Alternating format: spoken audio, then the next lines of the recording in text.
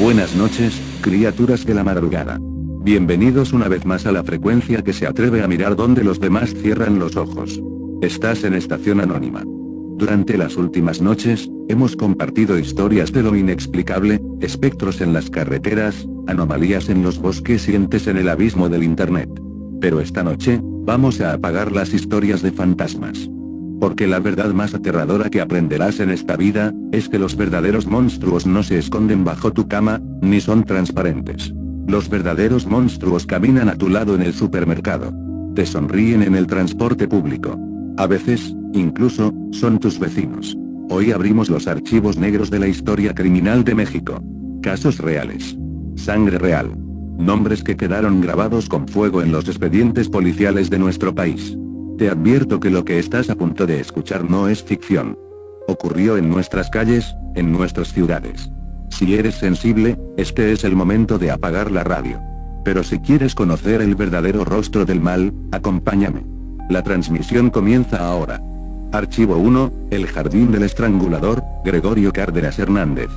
Retrocedamos en el tiempo hasta el mes de agosto de 1942, en la Ciudad de México. El país vivía una época de aparente tranquilidad, pero en el barrio de Tacuba, un estudiante prodigio de química estaba a punto de destruir la paz de la capital. Su nombre era Gregorio Cárdenas Hernández, un joven brillante, becado por Pemex, de modales impecables y mirada serena.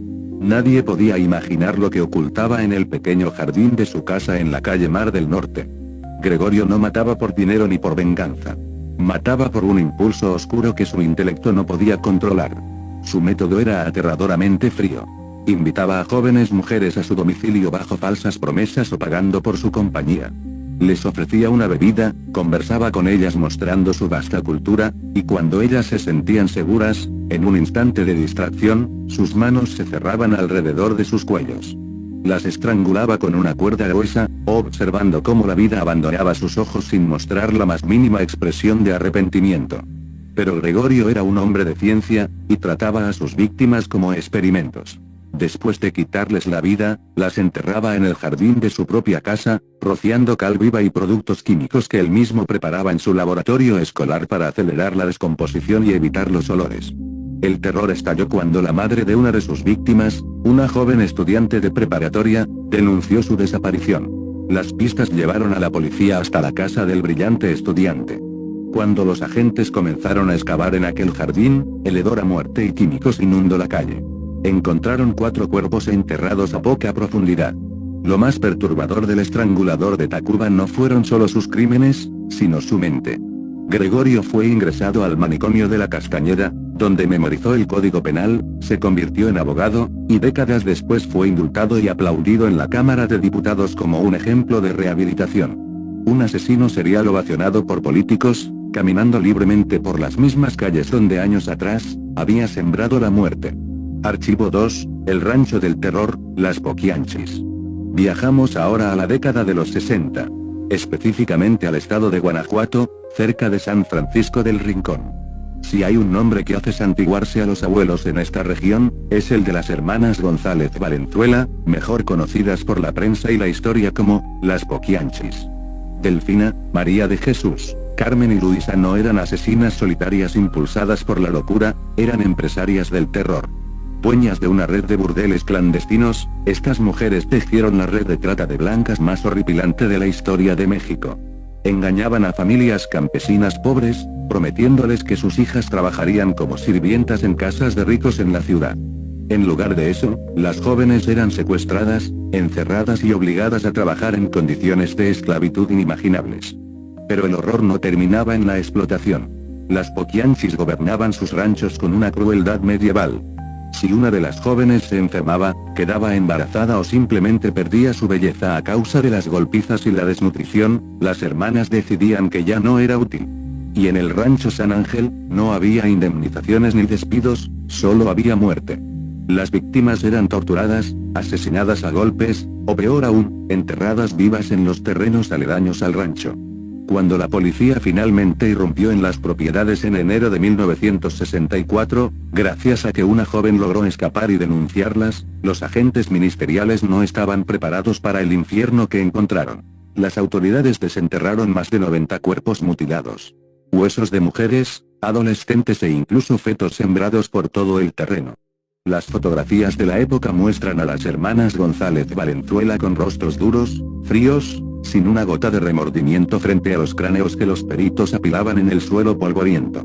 Representan la maldad pura, la avaricia desmedida y el capítulo más negro de la criminalidad mexicana, demostrando que el infierno no está bajo tierra, sino en un rancho de Guanajuato.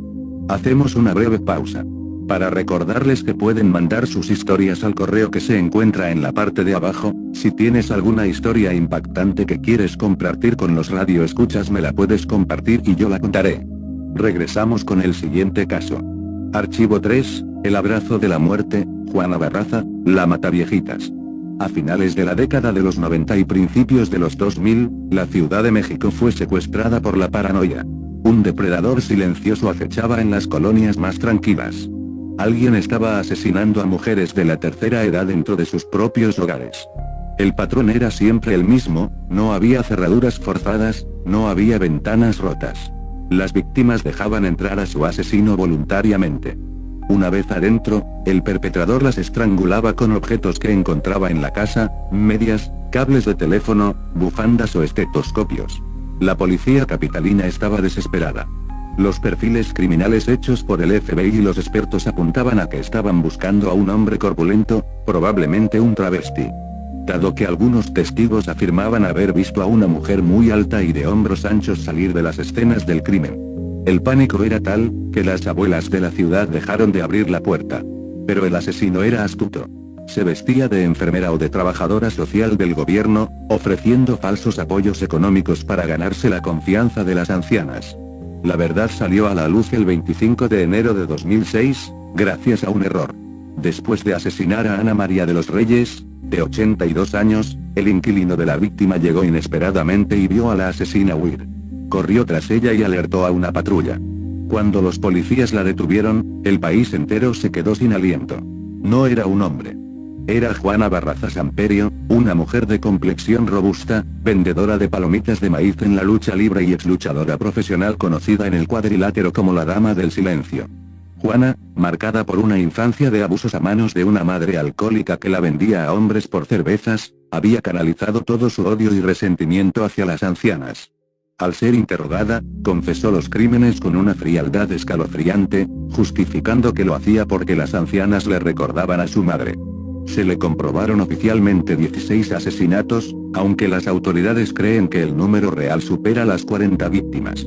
La Mataviejitas pasó de ser un ídolo de la lucha libre de barrio, a convertirse en la primera asesina serial condenada y documentada formalmente en la historia moderna de México.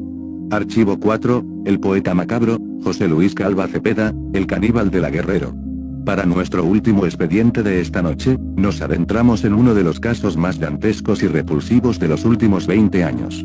Ocurrió en octubre de 2007, en un pequeño y lúgubre departamento de la colonia Guerrero, en la Ciudad de México. José Luis Calva Cepeda era un hombre excéntrico.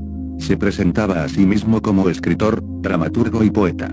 Solía caminar por las calles vendiendo sus poemas oscuros y seduciendo a mujeres con sus palabras estructuradas y su supuesta sensibilidad artística. Pero detrás de la fachada del poeta incomprendido, se escondía un monstruo movido por los celos y el sadismo más absoluto. La policía llegó a su departamento buscando a Alejandra Galeana, la novia de José Luis, quien llevaba días desaparecida. Cuando los agentes tocaron a la puerta, José Luis intentó escapar saltando por la ventana, lesionándose gravemente al caer en la calle. Mientras él era atendido, los policías ingresaron al departamento. Lo que encontraron los marcaría de por vida. El lugar olía a sangre vieja y a carne cocinada. En el closet, encontraron el cuerpo descuartizado de Alejandra. Pero el horror estaba en la cocina. En la estufa, había un sartén con aceite aún caliente, y dentro del sartén, había trozos de carne humana frita.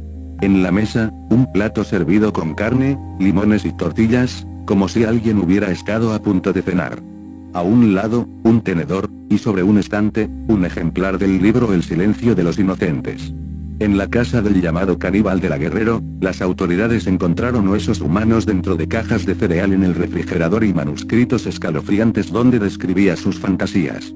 José Luis confesó haber asesinado y descuartizado a Alejandra, y posteriormente fue vinculado con al menos otros 2 feminicidios similares. Aunque hasta el día de su muerte, un aparente suicidio en su celda con un cinturón, negó haber ingerido la carne, las evidencias forenses y la dantesca escena en su cocina le ganaron el título del asesino más grotesco de la capital moderna. Un hombre que creía que, devorando a sus víctimas, las haría suyas para toda la eternidad. Gregorio el Químico, las hermanas del horror, la dama del silencio y el poeta macabro. 4 expedientes. 4 pruebas de que el ser humano es capaz de alcanzar abismos de maldad que harían temblar a cualquier demonio. Hemos llegado al final de nuestra transmisión. Cuando cierres los ojos esta noche y escuches un ruido extraño en la puerta de tu casa o en el departamento vecino, no reces para que no sea un fantasma. Reza para que no sea un hombre de carne y hueso. Porque a los vivos, no puedes exorcizarlos. Si te ha perturbado este viaje por la historia criminal de México, déjanos tu comentario. Suscríbete a la frecuencia, porque los archivos de Estación Anónima están llenos de secretos que aún no hemos revelado. Soy tu locutor de confianza, cerrando el búnker y apagando las luces. Duerman bien, y mantengan las puertas con seguro. Estación Anónima fuera.